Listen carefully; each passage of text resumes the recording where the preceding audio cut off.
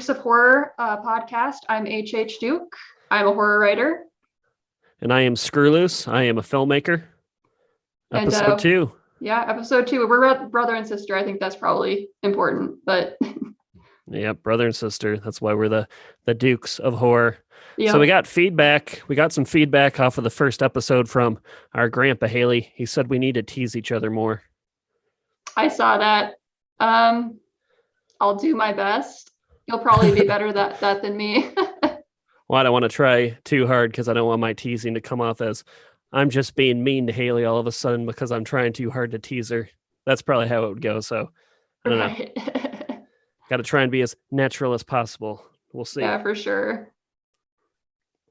All right. So this is a media episode. We're going to talk about last weekend when we went to the drive-in to see some Halloween season movies, Haley. Mm-hmm. Yep. So basically how that went, I mean, we went to Midwest Monster Fest because I had to film in the film festival, and we checked out the booths and stuff was going on, and I met a couple friends, became friends with them on Facebook, and basically they were sharing around this event where they were going to play 2 movies, The Legend of Boggy Creek and also Trick or Treat, which I know is one of your favorites. Mm-hmm. Yep. So we went to the 61 drive-in just outside Maquoketa, Iowa, and yeah, it was a fun time. I mean, they had some vendors set up, and I mean, I haven't been to the drive-in in probably a few years. I mean, how long has it been for you? I was trying to remember, and honestly, I think it might have been when The Dark Knight Rises came out. I feel like I've been there since then, but I can't remember what movies I went to go see. So yeah. I think that might be it. That a long time ago. I can't remember the exact year the Dark Knight Rises came out, maybe like 2012. But yeah, in that time frame. It was like right when me and Giru started dating. So you know how long ago that was. We've been together like 12 years now? Yeah. Mm-hmm. But I mean, man, there's something cool about going to the drive-in. I just kind of like the setting of it all, and we made sure to do a lap and check everything out. And I mean, I like their concession stand and all that stuff, and there just seems something kind of like old school about it. Because I mean, it was, I can't remember what year that drive-in opened, but it was maybe dating back to close to the 50s, I believe. Yeah, something like that. And especially getting out there for the fall time, the Halloween stuff, it was, fun to be there and fun to, I mean, it was one of the first Halloween things we've done or I've done this year, and it was a good way to kind of kick stuff off. Yeah, when we were out there, like, did you see the moon, like when it was rising? Yeah. Like it started rising, like, sort of to the left of the screen, and it was like that perfect Halloween moon where it was basically full. I think it might have been slightly waning, but it was just perfect, just sitting there watching these horror movies, and there's that moon rising, and I don't think you can get that experience anywhere else, really.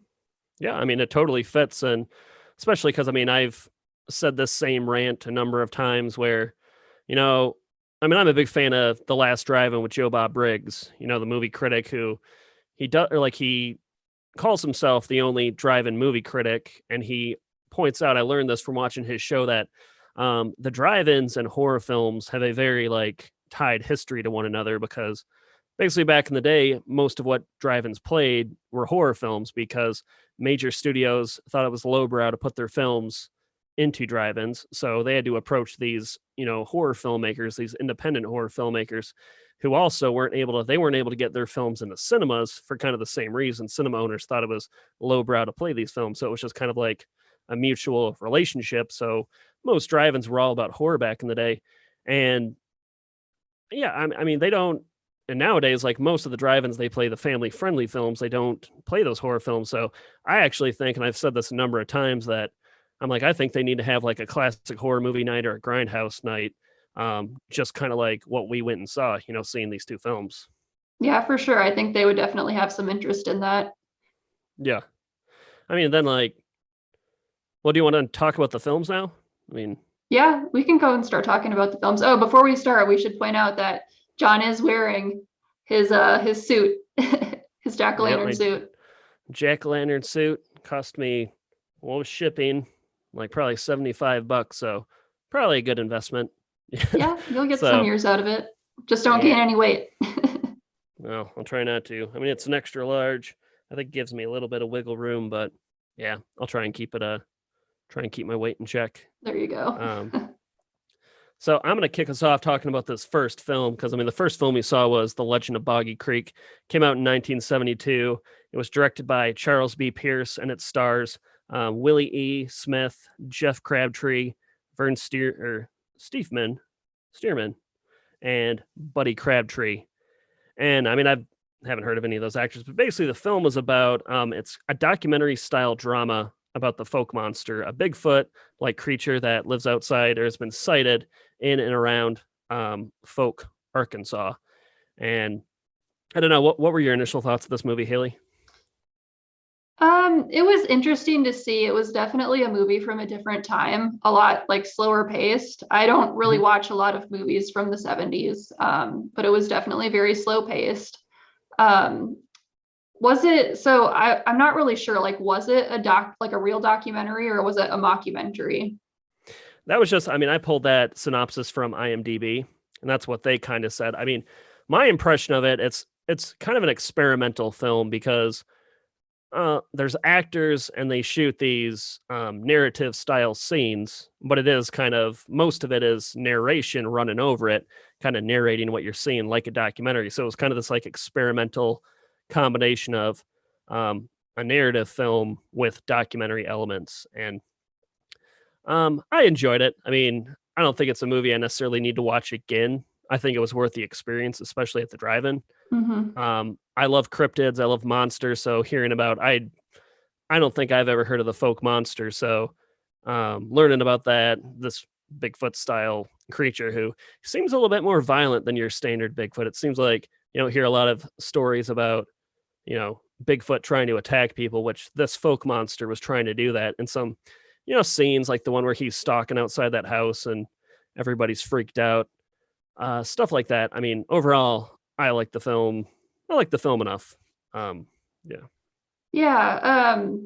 I guess so. Yeah, I agree with all that you just said. I guess the reason I asked that is because if it is like based on real legends from a real place, even if they did kind of make it more like a narrative style, I feel like it would be I would feel differently about it than if it was like just a straight fiction, even if they do like choose the mockumentary style.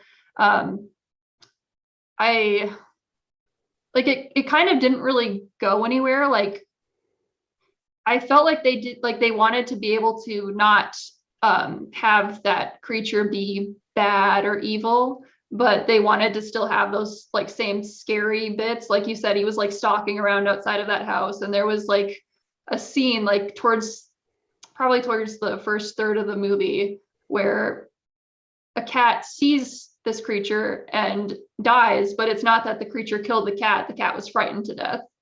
Yeah. And I actually kind of laughed at that because it's like you can't have it both ways, I guess. Like you can't have like a creature that's hurting people and scaring people, but also, is good. And I think they wanted at the end the creature to be good. And I wanted the creature to be good too, because I think that's probably what a creature like that would be like, like a creature that's living off in the forest away from humans.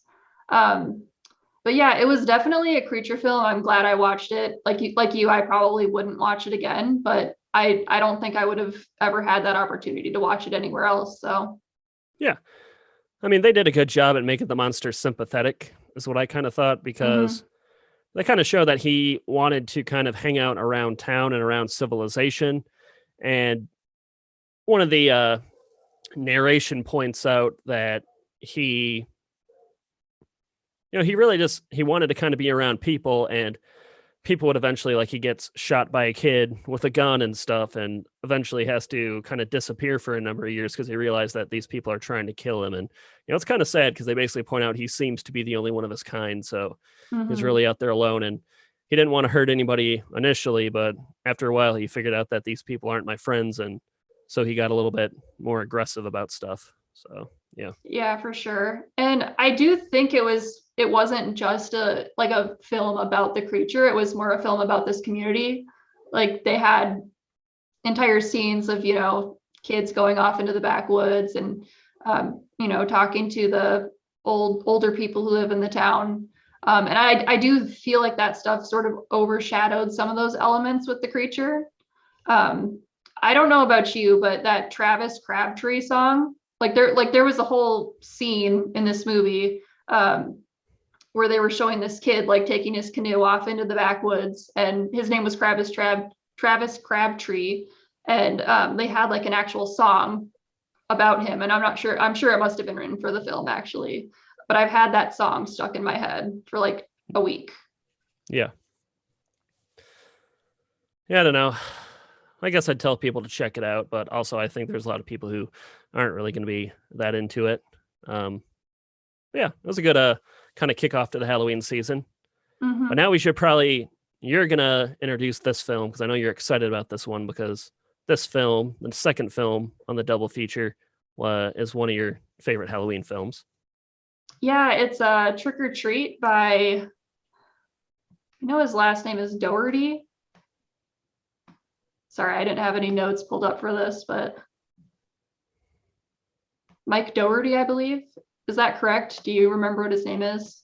Yeah, Michael Doherty. Hey, I got it right. Um, and it's basically this movie about this town where it's just on this one Halloween night, and it's told not in chronological order. Different creatures are there, different things are happening.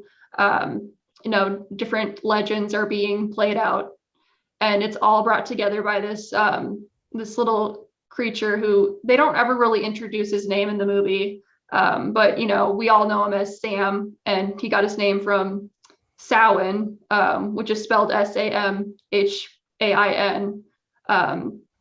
But yeah, it's one of my favorite horror movies. Yeah, I mean, as far as anthology films go, because there's a lot of Halloween anthology films, and this is probably arguably the best, I would say. I mean, I enjoy most of the stories. I mean, my favorite is probably the one with Sam and the guy who, hates Halloween for whatever reason. Mm-hmm. And he does something you're not supposed to do on Halloween. He's not giving out candy to trick-or-treaters, pisses off Sam, and then they have a fun night together. I mean, my next favorite is the one with the serial killer and his boy, and that's like I like horror movies that have some dark comedy aspects because there's a scene where the scene where he's burying the body and his kid keeps screaming out the window and Mm-hmm. Yep. he's trying to keep a low profile while doing this, and the kid's just wrecking it for him. I mean, I love that scene. There's no stories in there. I mean, because then there's the werewolf story, the story with the kids doing their little Halloween legend prank. That one, that one's probably my least favorite, but that one's good. And also the story that opens the film about the girl who pretty much also disrespects Halloween because one of the things is that's important. This film is like it's supposed to be Halloween legend and stuff of that nature, and why we do the things we do on Halloween to essentially keep um, keep the evil forces of Halloween at bay, more or less. Yeah. Yeah. And I think that's why like the character of Sam is sort of resonated with people so much. It's definitely resonated with me. For Christmas and Easter, you have these like figures, right? Like Santa Claus and the Easter Bunny, and they're sort of representative of the whole holiday. And they evolve over time with how, our society views those holidays. Mhm. And we don't really have anything like that with Halloween. I think a lot of people might argue that Jack Skellington is that, but I don't feel like Jack Skellington is really like timeless enough to really be that sort of avatar of a holiday that Sam is or could be. But yeah, he's very fey, like almost something of nature that, we've sort of created and helped evolve. What do you think about that? Yeah, I mean, in my opinion, I don't think there's ever going to be an avatar of Halloween. I mean, I think Halloween has symbols and traditions, like the pumpkin and candy and stuff like that, which is kind of cool. I think it's good that there's not just one face of Halloween. I Mm-hmm. mean, I mean, yeah, I know people are into Jack Skellington in The Nightmare Before Christmas, but I'm like, no, I don't think he's the main mascot of Halloween. Sam maybe Yeah. could be one day, but I don't think a mascot of Halloween is ever just gonna pop out of a movie, more or less. I think it would have to be something that's like folklore based. Maybe like Sam, like maybe the Well, Sam one thing could I come over, mean, but that's the thing. Like movies now for us, like sort of serve the same purpose that like legends and folklore did, a long time ago before we had TV and radio and that kind of stuff. Um, I don't know if it'll happen. I don't know if it's like really mainstream enough, but if like Sam were to become more of an avatar, I would kind of like that. I mean, I like to decorate my house with him. yeah.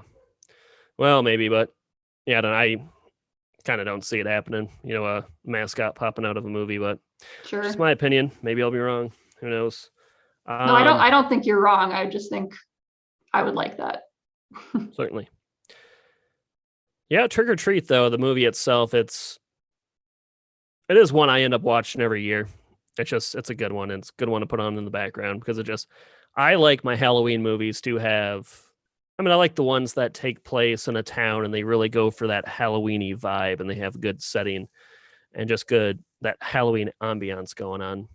And yeah, Trick or Treat kind of checks all the boxes. I also like that it's an R-rated film because most things of this nature would usually be kind of more driven towards kids, Like if you Hocus get what I mean. Pocus. Yeah, Hocus Pocus, Hubie Halloween, even though I don't think Hubie Halloween, I think that one's actually R, maybe.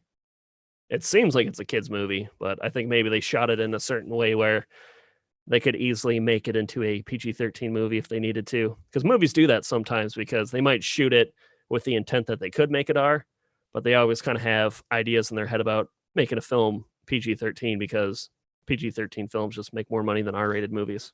for sure. Yeah, I haven't actually watched Hubie Halloween all the way through. I have this thing with Adam Sandler. I don't know, his movies kind of grate me the wrong way. I liked The Water Boy, but I'm not sure, that might have just been like nostalgia because I watched it when I was so young.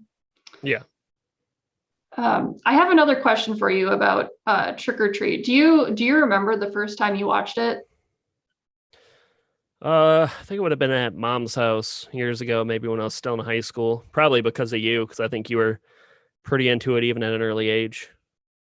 Yeah, I remember the first time I watched it, and I liked it then. I've liked it more and more because every time I watch it, I notice new things. Like even the last time we watched it, I noticed that um like when they were down in that canyon, those kids in that story where, they take the girl down there and they're trying to scare her. And then like one of the pumpkins is still lit and they kick Hmm. it into the water. And that's what like lets those spirits come up and come after them. Yeah, And that didn't click for me till the last time I watched it when we were at that drive-in. really.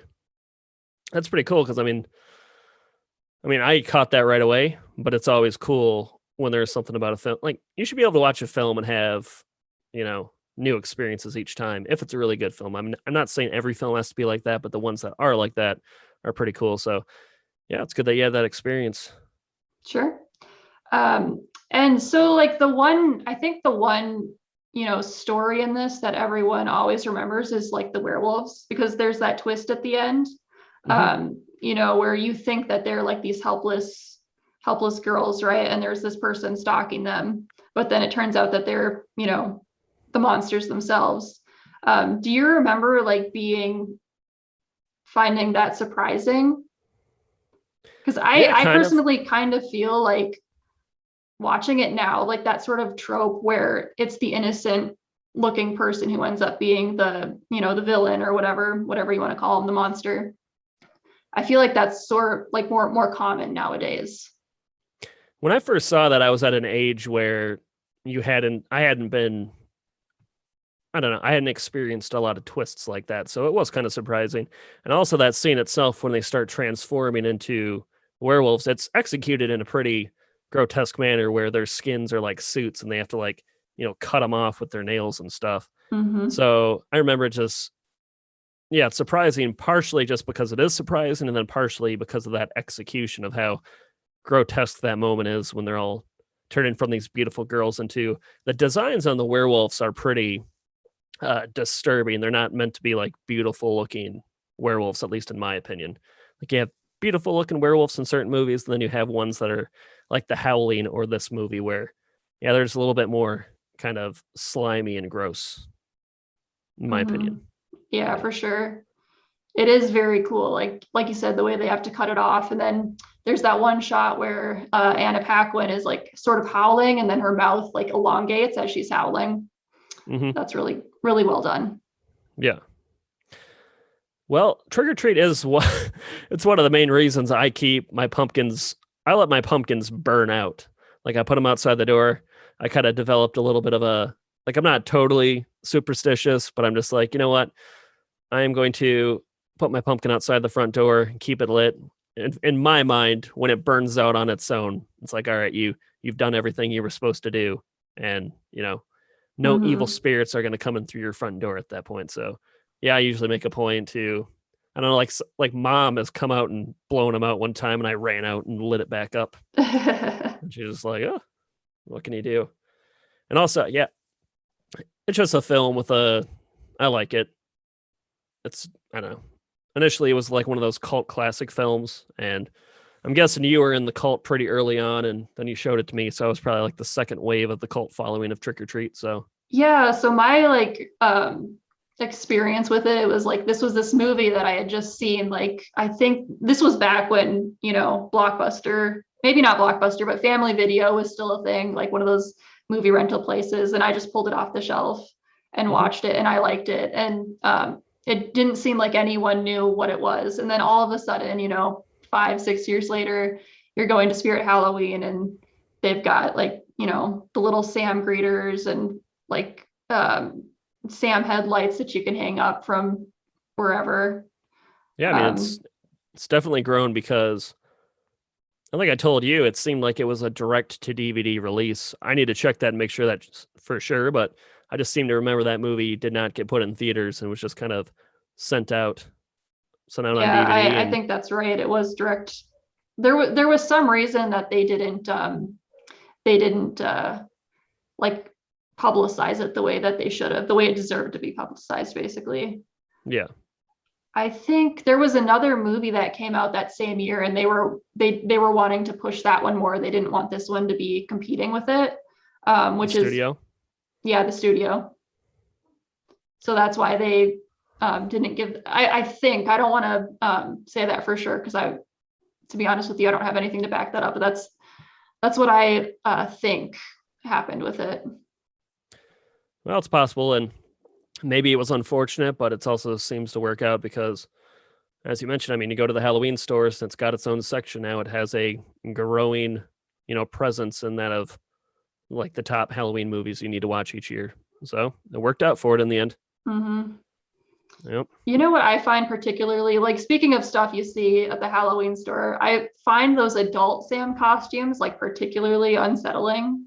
Yeah. Like it just looks weird. Like the proportions are all off. Yep. I don't know. I find that creepy and not in a good way. I mean, that costume's hard to pull off because, yeah, it has a specific shape to it, and it's probably best to have like a child, be the Sam. And to make actually, even for like a kid to have it have the proper shape, I think you need to probably have like inserts in there, like, a bit of a belly and, kind of butt and thigh muscles to make sure that he's kind of shaped the way he's supposed to be. Yeah. Honestly, like one of the reasons I would have a kid, like on the list of reasons I would have a kid, would be to be able to dress them up as Sam on Halloween. Yeah. That'd be awesome. It would be. But then you're gonna have to show them the movie, and they might be a little too young for it at that point. Yeah, they can watch it when they're older. Yes, indeedy. So, right. Go ahead.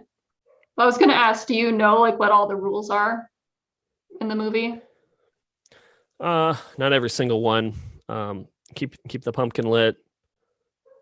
Hand out candy to trick-or-treaters, and I guess I don't know if this was one. Keep your decorations up all of Halloween, because it seemed like the gal at the beginning, it was either just that she put her pumpkin out or that she started taking down the Halloween decorations, or maybe it was both. But those are the three. I say the two for sure, maybe the third one. I don't know. Yeah, those two you said are definitely, and I think the pumpkin thing and the decoration things might be in the same um, rule, but I'm gonna look up trick or treat rules. Let's see. Oh, so rule number 1, never blow out a jack-o'-lantern. So we got Okay. that one, ding, ding, ding. Rule number 2, always check your candy. And I guess that comes up when the old man like bites into the candy and gets a razor blade in it. Rule 3, always pass out treats. Got that one too. And rule number 4, this one I wouldn't have gotten. It's always wear a costume. Okay. So those are the rules of Halloween. Well, good thing that's just a movie, because I know there's a lot of people who don't dress up on Halloween. I mean, people in our family don't dress up on Halloween every year, so lucky it's just a movie. Otherwise, I guess Sam would have murdered them by now. Yep, for sure. All right. Any closing thoughts?